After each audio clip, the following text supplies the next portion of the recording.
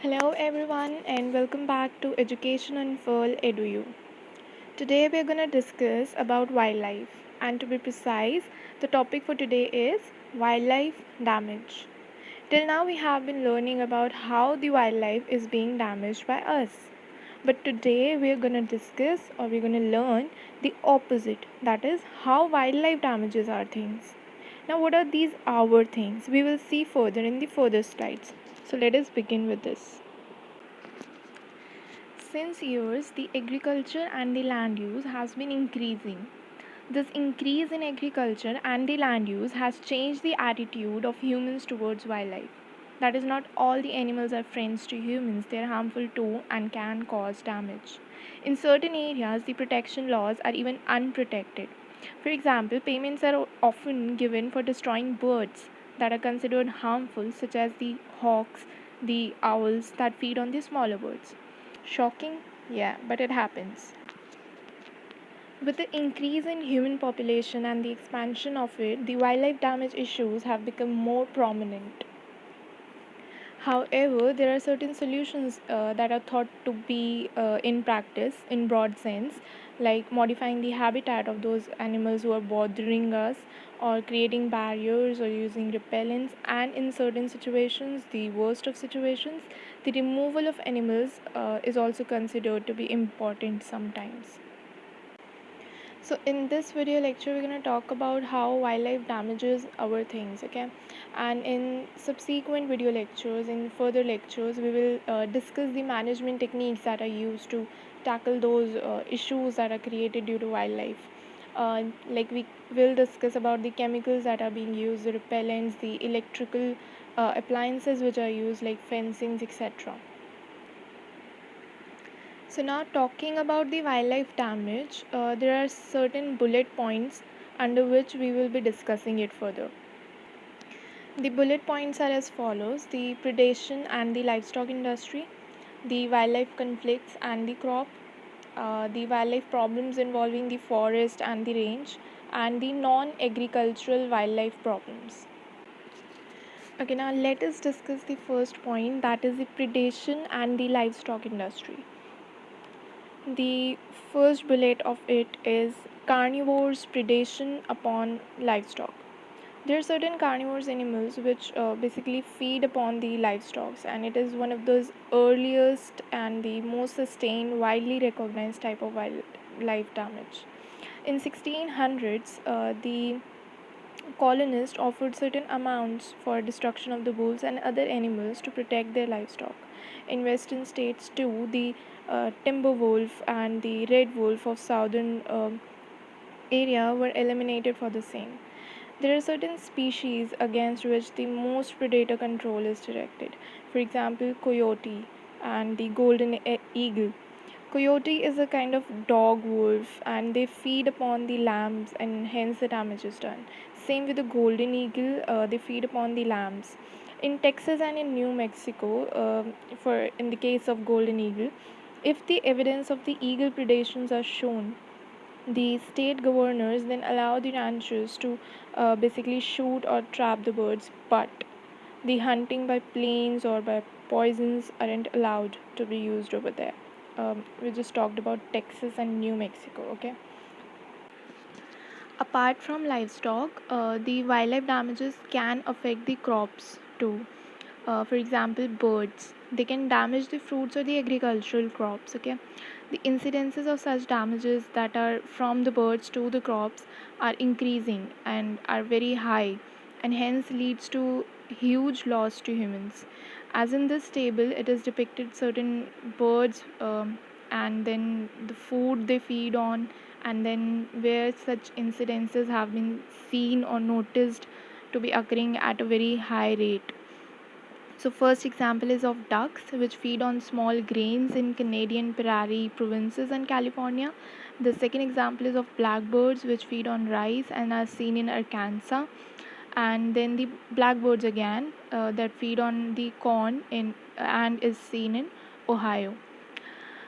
Taking the example of Canada, the loss of grain was faced by Canada because of this wildlife damage thing, and they seek certain solution to it. For example, they frighten the birds or they spread the grain near the marshes to lure the birds from unharvested grain fields. But these solutions were kind of expensive and cumbersome and were not always found to be effective as such. Also, the damage to rice and other small grains by waterfowls was seen in Canada. It was tried by Canadians or the Canada to reduce this damage by basically certain management procedures. For example, the improvement in rice farming practices or planting of the food on areas that are purchased especially for this purpose, and those plantings of the food of the waterfowl on other areas basically attracted those ducks from nearby commercial crops.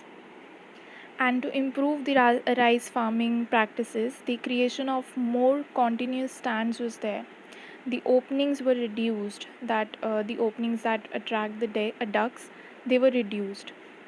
Then there were certain creations of these self-help crop protection programs where the bird harassment and the fright devices were used as a measurement practice. Now, moving on, the wildlife problems involving the forest and the range. Basically, what damages wildlife does to the forest. One of the commonest effect of wildlife is on the tree reproduction. How? There are a large number of birds and animals, basically mammals, that feed on the tree seeds.